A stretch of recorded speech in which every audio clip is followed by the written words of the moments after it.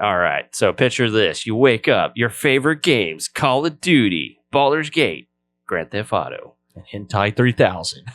are all gone overnight. Not because they're illegal, but because My hentai. someone decided they're morally wrong. Morally wrong. What do you Morally mean, wrong. Austin? Yeah. Well, let's get into it. I'll How talk could about Grand it. Theft Auto be morally wrong? I know. My hentai. So this year, if you guys don't know, this happened about a month or two ago. Steam revised its terms, banning any content that violates the standards of payment processors, which is, Visa, MasterCard are payment processors, which have 85% of the global card transactions. Went to Steam and was like, hey, these games, they make us look bad. We don't want to look bad. People say we look bad. So we need you to do something about it, or we're taking away your money, your way to access money. So one strike from them and your store goes dark. So itch.io and Steam lost hundreds of indie games and Japanese visual novels titles in July of this year. And this follows the same pattern used to pressure OnlyFans and Pornhub in 2021 and 2023, which I'm not as familiar with. But, I think that might be a more reasonable thing. Well, OnlyFans almost like went under because Visa and MasterCard were like or shut them down, and that's the only way they're making money. So it was like basically like, hey, like you can't exist because we're how you're making money. Yeah. And then they reversed it later on because I'm sure they were like, we're making a shit ton of money off of this, so let's just keep it going. Right. But originally it was like for, it was against the Porn. They didn't want to be supporting funding porn. Yeah. Porn. Yeah, I thought that was their thing, like because originally, we don't want to Oh, get flagged sorry. by YouTube. Okay. Adult content. originally I thought OnlyFans was supposed to be like a Patreon, which ended up just being Originally it was. Yeah, for originally it was adult like- content, and I thought Yeah. they'd try to reverse that, and then they saw how much they lost, which is like everything. No, they reversed it because of Visa and MasterCard. Like that Okay. was what it was. I yeah. missed that part Yeah, back And then. then I because think they were pulling. You couldn't use it anymore if you did that. So then that's Like- when they were pivoting. yeah. And then when they pivoted, everybody It didn't. just like was like, oh no, we probably should keep this like it is. And Yeah. certain states don't allow porn anymore anyway. So Adult content. adult content, sorry. So, with that being said, as you could tell, financial leverage has become a quiet form of content regulation and censorship through compliance. So, Steam had to ban illegal, So, Steam and itch.io and all these other platforms do have their own standards that they implement. I guess some could be considered loose. I mean, on top of that, we also do have laws against, certain content that can be posted on the internet or shared, Yes. such as some that have to deal with children. So, I mean, we have these systems in place, although, they're not perfect, but we try our best to try to filter out some of the stuff and make sure it doesn't get out to the public and people can't spend money on it and give their money to bad people. So Steam already bans illegal, hateful, and real person sexual material. Age gates adult content, forces accurate tagging. itch.io demands not safe for work tagging, forbids minors / real abuse, and delist violators. These systems, again, have existed for years, and there is a activist group called Collective Shout, which comes in and wants to is fighting for certain outrage over this anti-sexploitation. And so, obviously, in July of this year, a purge happened, and only after card network threats, a purge happened, and it was after card network threats, not because of developer misconduct. So, who is Collective Shout? They are an activist group that turned moral outrage into financial leverage. They're based in Australia. They fight for anti-sexploitation, which was founded in 2010. Their public mission is to protect men and women from pornified culture, which is, I think that's a good thing. Their strategy is to pressure brands and payment companies to cut off, quote unquote, immoral products, which, moral and immoral can be a biased opinion depending on how you look at it. So because of what they've been doing, well, let me go back to how they operate. They skip debating platforms. Instead, they threaten Visa and MasterCard's reputation until those processors blocked payments. So once the wallet closes, stores must comply, even if the games are legal and rated. So the method bypasses law, public debate, and due process, which is very dangerous because obviously we do have laws, like I said, that stop certain things. So, art can be subjective, and obviously Christians don't like porn, right? And I'm sure they would want to ban porn. Not safe for work content, adult content. Sorry. Don't say that. Non-safe for work content. Thank you. Thank you, y'all. Thank You're you. welcome. Although we've already, I know. you guys have already, We already said it so many broken the goddamn rules. times. So I think it's subjective, and I think adult content is a form of free speech that should be able to be out there, and I think people should be able to pay for it. And when you have people coming in from the other side, not going straight to the, like Steam or itch.io, it's like, well, we have these things in place. Like, why are you coming after this? And you're going straight to the money bags where it's like, well, if that gets taken out, what can you do against that? I mean, it makes sense why they're going after the payment processors, because that's less people they have to go through Yeah, to make it. It's like if you Exactly. go through, that's like a you got mass thing. you can 300, do. yeah, it's like you have 300 different platforms you'd have to like send out letters to. Mhm. Instead, it's like, let's just go to the source, and then we Yeah. cut them off, and then everything follows suit after that, which is crazy. But So obviously they have been successful with this. They were able to get Visa and MasterCard to, target these companies and pull all the stuff that they find immoral. And so the problem with this is that Collective Shout has already targeted Grand Theft Auto 5, a mainstream M-rated title, and demanding retailers ban it. So that is not, technically you can call it an immoral game, but it's not technically not safe for work content. And obviously with the way people rate things, like it should stop at the kids. And I think part of it is that, adults don't understand, they're not involved with their kids, and they might buy their children some of these games to play. And it's like, oh, maybe that's, you shouldn't do that. But for them to come and try to attack this game, which has been happening for a while. Like I know Jeff Keighley went on to like Fox News and debated some mom about how games are like so bad and Yeah. stuff, which has been happening throughout. History of gaming. Yeah. Games are just bad and immoral and turning the kids violent and stuff. But games pull that trigger. yes. Yep. But Collective Shout has, gone that one step farther, has been successful. And so it's not going to stop at these immoral games. It is going to continue. I mean, like I've said, they've already targeted Grand Theft Auto. It's just going to continue. It's never going to stop. Like there's always the next game. There's going to be Baldur's Gate because, there's some immoral stuff in there too. I mean, you can have sex with a devil character. So yeah, I know.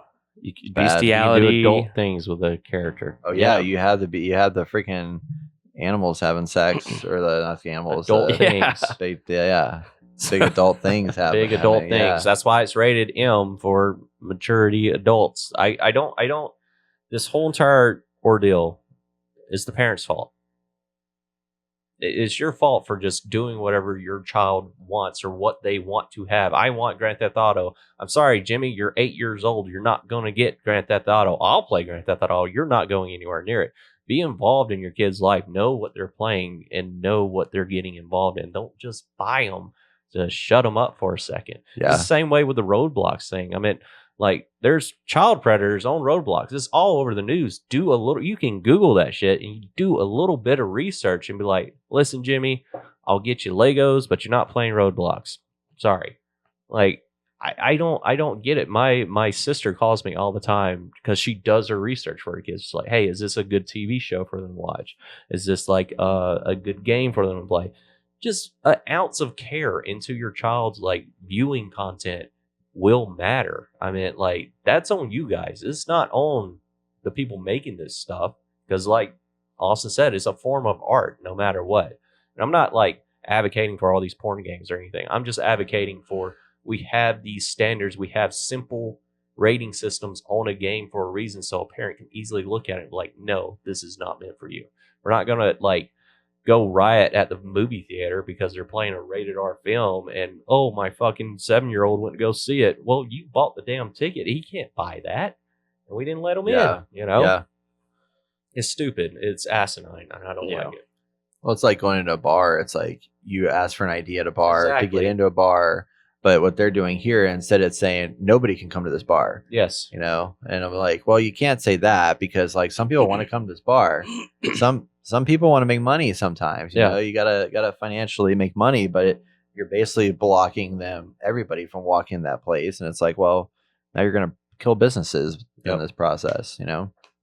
So just to reiterate everything, so on the surface, Collective Shout goals sound noble, and I'm sure they started Yeah, noble. 100%. They want to protect kids, fight exploitation, which is always good. Like those things are bad, but their silence on real grooming sites, like you said, Roblox, Yes. and on Discord, yes. and they focus on symbolic targets like anime and fashion ads. They betray a different agenda, staying relevant through outrage.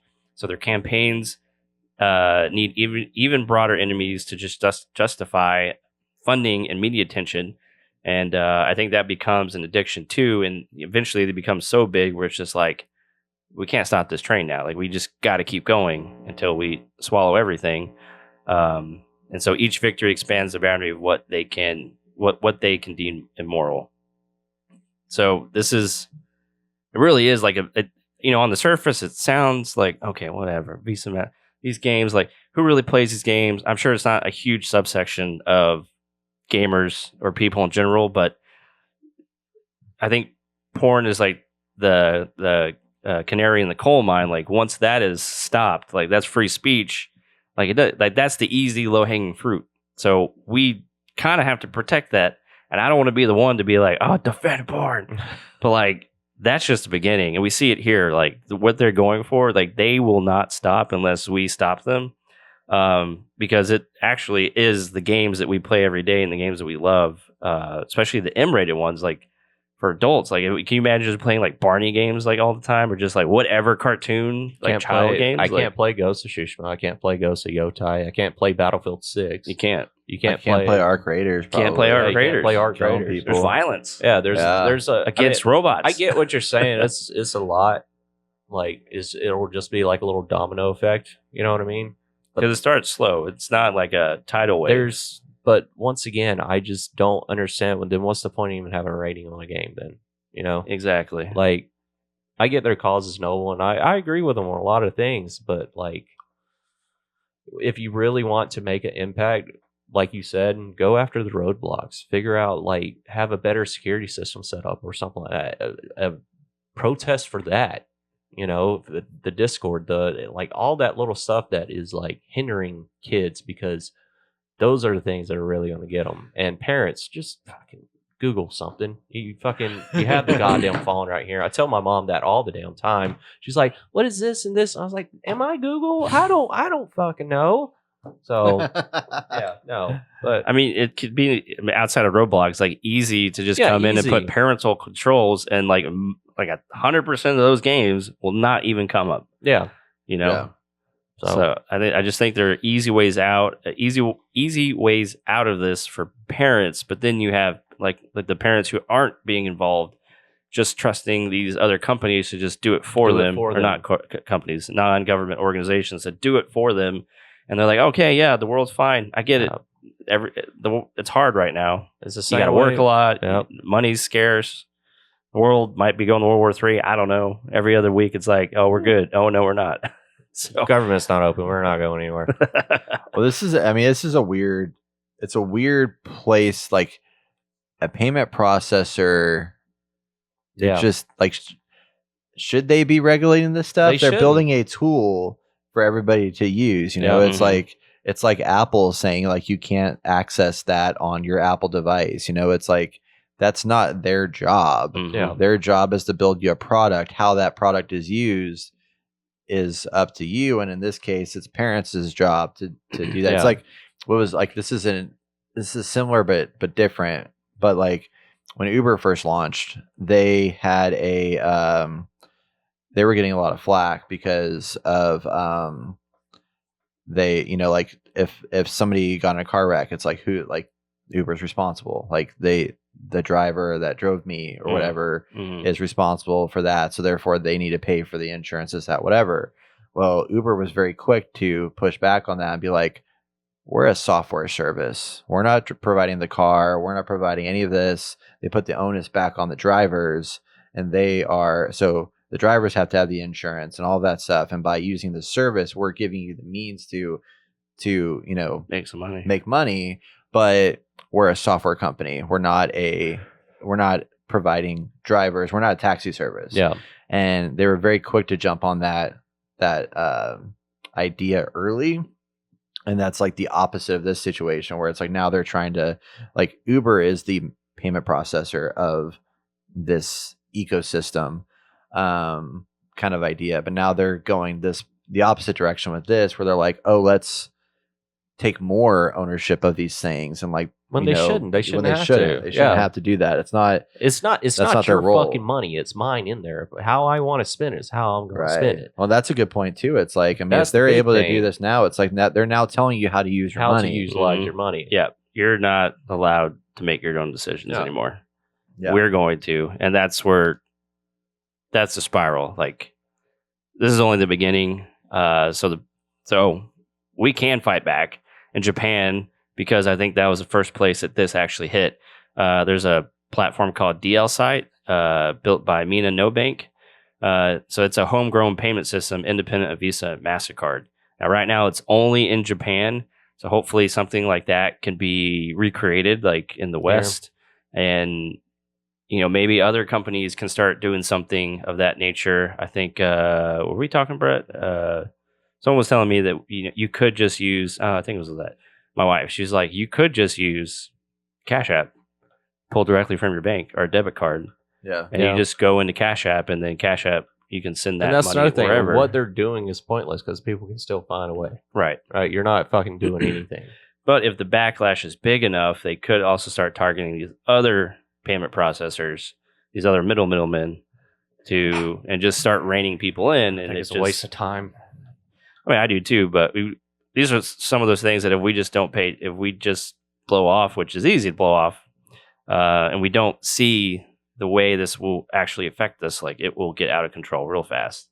So, well, it's like, I mean, I have this conversation with the clients a lot, and that, they want to accept payments online, and the easiest way to accept payments online is through a credit card company, right? Yeah. But the problem is they take 2.7% or whatever it is per transaction fee. Yeah. So that costs money. So it's like, okay, well, let's look at alternative solutions.